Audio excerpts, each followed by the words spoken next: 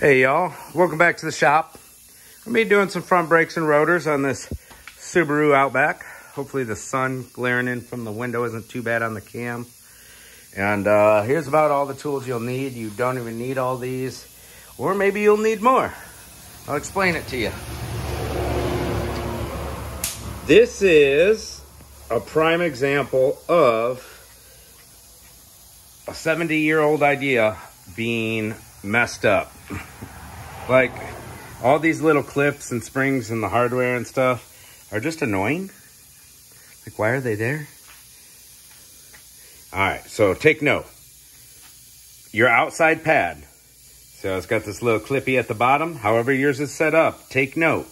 All four pads are going to be different. They're going to be the same shape, but different in their clip locations and the squealer tabs on the back pad, all right? So take note of where everything goes. Maybe do one side at a time. And don't get things mixed up. We're gonna start off with a 14mm ratchet. And it's pretty simple here. Lefty, loosey, righty, tighty, right boys?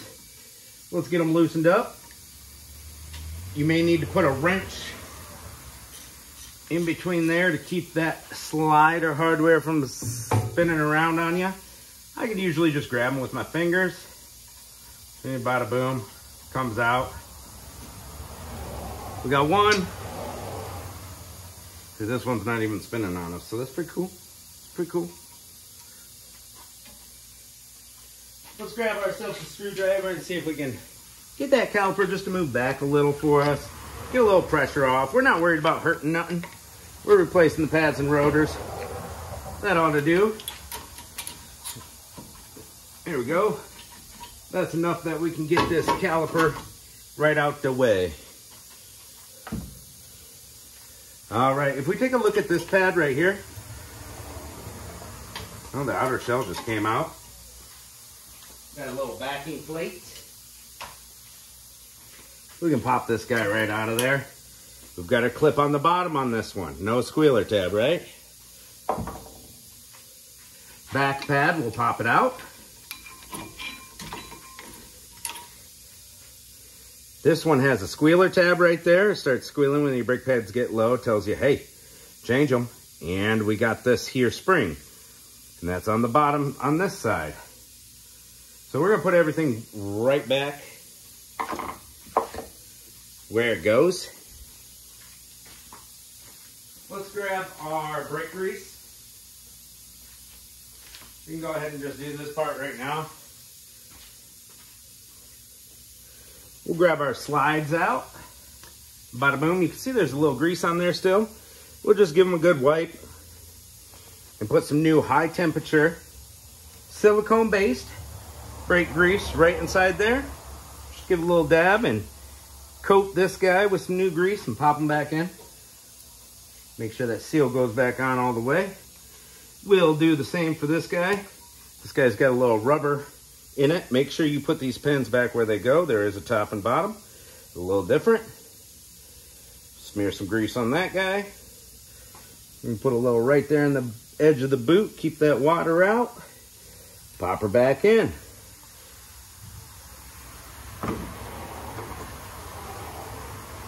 Take note of your hardware. The hardware in the set I got was a little different. It had two types, all right? This hardware that's already on there is all the same type all the way around. Does that make sense? I don't know. The other two types don't have those little springaroos on them. I don't know if that was an error or that's the way it's supposed to be. I don't know. I'm pretty sure the new hardware that I got with the new premium brake pads is supposed to look the same. We'll zip that guy off with a 17 mil. We'll get her with the old zipperoo here. I'm using a little extender to get to the top one. Hold your bracket while you're loosening so it doesn't fall on the floor.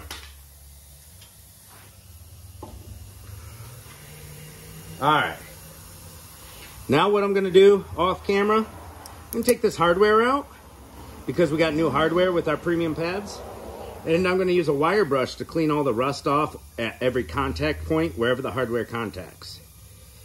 Or my favorite Dremel tool, which is probably what I'm going to use. Dremel tool to clean it up real fast and quick. We're in Michigan, we get a lot of rust. We want to keep it cleaned and greased. We're changing the rotor so we don't mind hitting it.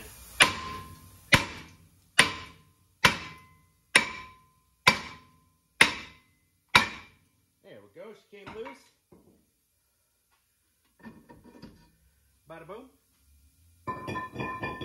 If your hub is nice and rusty, got a nice rust lip that keeps the rotor on, clean it off with a wire wheel.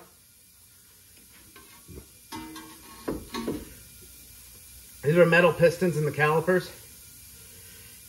It's going to be tough to hurt them. You can use a C-clamp, giant pliers. They should go back real easily in this style. We'll just give her a little grab. See if it goes back. That wasn't right. Need to tighten up the bolt on my channel locks. Yeah, she's getting a little loose. Yeah, tighten it up every few times. Let's see if it'll go back for us. Yeah, it's going back real easy, but you do not want to push it all the way back. Check it out, guys. As you're pressing one in, the other one will come flying out at you, and you do not want to break that shield. See that? All right. So, you can put a little block of wood in there, have somebody try to hold the piston for you. Whatever you want to do, I don't care. I got this little $4 tool, a little Harbor Freight tool.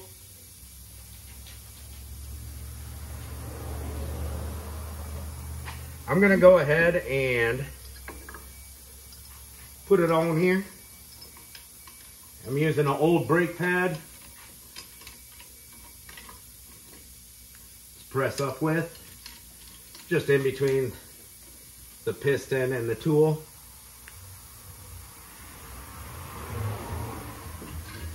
I've halfway broken off the handle on this tool.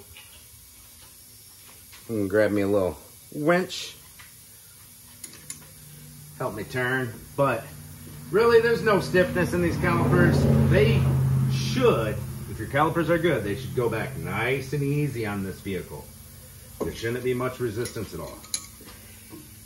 I want to say I could almost press these back with my hands. Now, I should have left that on there because I'm dumb.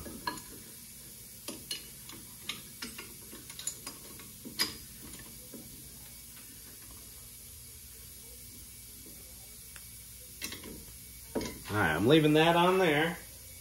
I'm going to go back to my big channel locks and smush in the other side so they're both completely compressed. Bottomed out, whatever you want to call it. Call it what you want. Don't hurt your little caliper seals though. Now we are pressed on our caliper pistons. We're going to release this tool, whatever you use to keep the other one from coming out. Or you can open up the bleeder valve. We're going to go ahead and bleed it after everything's done. We just pushed all that fluid up there. That fluid's a good 4 years old. And yeah, so after we get everything back together, we'll pump the brake pedal. Make sure you pump the brake pedal after everything's put back together to seat the pads onto the rotors. Or else if you take off, you'll have no brakes. And you'll be all chaotic pumping the brake pedal until you finally get a firm pedal and you're able to stop. So make sure you do that before you go taking off anywhere. Put a little grease on these. We're in Michigan. Everything rusts, and this helps more than you know. If you're down south, you probably don't have a problem. There we go. Our caliper's all prepped. We're going to grab our new rotor out of the box, spray it down with brake cleaner, put it on there. But first, off camera, where'd that mounting bracket go?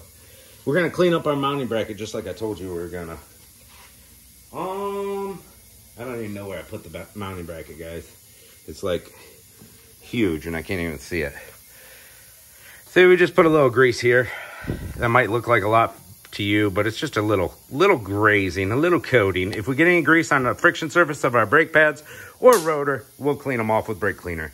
Let me get that mounting bracket cleaned up, and we'll get back to business. All right, we're back to it, dude. First thing I want to do is put my mounting bracket back on. Got her all nice and clean where the rust was built up. It was flying off in the crevices where the pad and hardware is going to sit. And then put a light film of grease on it. And again, don't get that grease on your rotor surface. A lot of times I like to assemble the mounting bracket. Shut up, semi. Now we're going to try to line this up. There. Stupid rotor. Alright, the rotor's cockeyed on us and won't sit still, which is going to make it hard to line things up. So you want to hold that rotor flush if you can.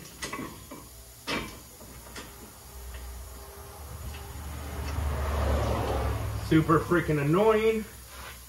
Stay still.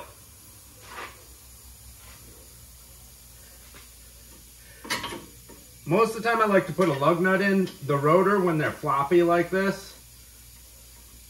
But we can't do that because the lug nuts on these are caps and they won't hold it all the way down unless I want to walk over and grab a spacer nut or something. There we go. Got them started. We'll zip them in nice and tight. There's a torque spec on that, but who cares? Get them nice and tight. Alright, we're going to grab our new hardware. You might notice this hardware doesn't have the big old clippy thing coming off of it. Besides that, it's exactly the same. They gave me 2 of these and 2 with the big clippy clippies. Now, on all 4, on both the mounting brackets in all 4 places, they have the big clips on the side, which the spring on the pad folds into. But these ones without the big clip seem to pop into their grooves better. So I don't know. It is what it is, right? Make sure your wheels cut all the way. Just makes it easier. So I think somebody packaged them wrong. Possibly. I don't freaking know. Got our squealer tab at the top. It's going to go in the back on top. So we're going to scooch in here, line up one ear. And one, oh, we're going to pull our little sliding hardware out and set it down. It's just going to make it easier. I'm going to press back on that spring-a-ma-jig, press up on our hardware, and get that other ear to fit in there, hopefully. And the hardware just wants to fall out. It's so freaking sloppy. I don't know, it's just a poor design. That's all I gotta say about that. I mean, it's so freaking ridiculous. And you wanna get the inside one in first. It's just gonna make it so much easier. We gotta press back on that spring while holding the hardware up in. And I'll show you the spring I'm talking about. And press back on this, press down on this. And you're probably doing this all by yourself, right? Like I am. And it's like almost in there, but not quite. It doesn't want to go in. It's just so stupid. They decided they wanted to put all these little clippy clips everywhere. Now I got it in. And we can see from the outside, it wants to push. Come on, focus, camera. You can see there's rust on this rotor too. Oh my God, it's so stupid. Let me tell you, I got these from Napa. I usually don't buy brake parts from Napa. Got the wrong hardware, or for a different model or something, like this is Outback blah, blah, blah. It could be for an Outback blah, blah, blah. Same pads, but different hardware. Check this out. let's go on a side quest just real fast. Look how they were packaged in wax paper with non-rust vapor wrapper treated with a volatile corrosion inhibitors, VCI. Vacuum sealed in this. Inside this box that was taped up like crazy. How the heck did it rust? Somebody at the factory didn't spray this down. It gets shipping oil on it. Keeps it from rusting in the package. Simple stuff, people. Well, it's just got a thin layer of rust. It probably wasn't packaged too long, so we're all right. That'll clean off on the very first drive instantaneously. All right, so I want to straighten this out so you guys can see. These clips on the side press up against the pad. So that's going to give you a little trouble putting this pad on. So let's get it in the bottom one first, and we're pushing that little springy clip backwards. I will go to the top side, put the hardware in, press up against the little springy thing, and we'll angle our pad a little bit while we're trying to keep it held up. Boom, and we got it in. See these are gonna give you a bunch of resistance right here. My camera doesn't want to focus close. If we take a look at the other side, see the hardware is missing these little tabs right here. Focus camera, come on dude. There we go. These little tabs, they're coming down on both sides, and this spring tab kind of presses up against it and they press each other together. That's the way it's supposed to sit. I could have used the old hardware and cleaned it up, but it's like, whatever. Those little clippy clips aren't doing nothing anyways, right? There we go, refocus, thank you very much. Just annoying. Annoying times, guys. All right, now we're gonna make sure our rotor's flush, our pads are held in, right? Everything's straight, because we have maximum thickness rotor and pads right now. So we need every fraction of a millimeter we can get.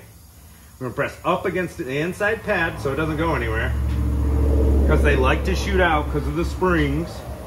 But this side, not as much trouble because the springs aren't pressing up against that little tab that was missing on the hardware that we bought from Napa. You guys get the idea? All right, so you might have to do a little wiggle jiggle with your rotor and everything to get these guys started. Look at that, started first try. Let's go. It's like 100 degrees out today. I'm sweating, I'm sweating. All right, so we're gonna tighten these up. I'm sure there's a torque spec on those. I'm gonna get them nice and tight without snapping them. Don't snap them, guys. They are small bolts, but get them nice and tight. Now, if your inside nut on your hardware starts spinning, you're gonna put a wrench on there. It's like a, I don't know, 15 millimeter looks like. Put a wrench there, turn it with your ratchet there. Get both those bolts tight. All right, so once these two are tight, we're all done, right? Now, we gotta pump our brake pedal. So the pistons press the pad into the rotor. There we go. And we got to loosen our bleeder screw up. This one's still got its protective cap on. It looks like about a 10 millimeter. That's what they usually are. Loosen your bleeder screw, bleed your brakes. Don't know how to do that? Watch a video. It's like pretty much universal, guys. A couple different ways to do it. You can get a tool. You can do it old school, whatever you want to do. All right, we'll get our, after we bleed the brakes, we'll get our tires back on. Go take it in for a break-in period on the brakes. Make sure they work good and there's no problems. Thanks for watching 2017 Subaru Outback. That's like, what, 20 minutes, one side, less than an hour job. Let's go.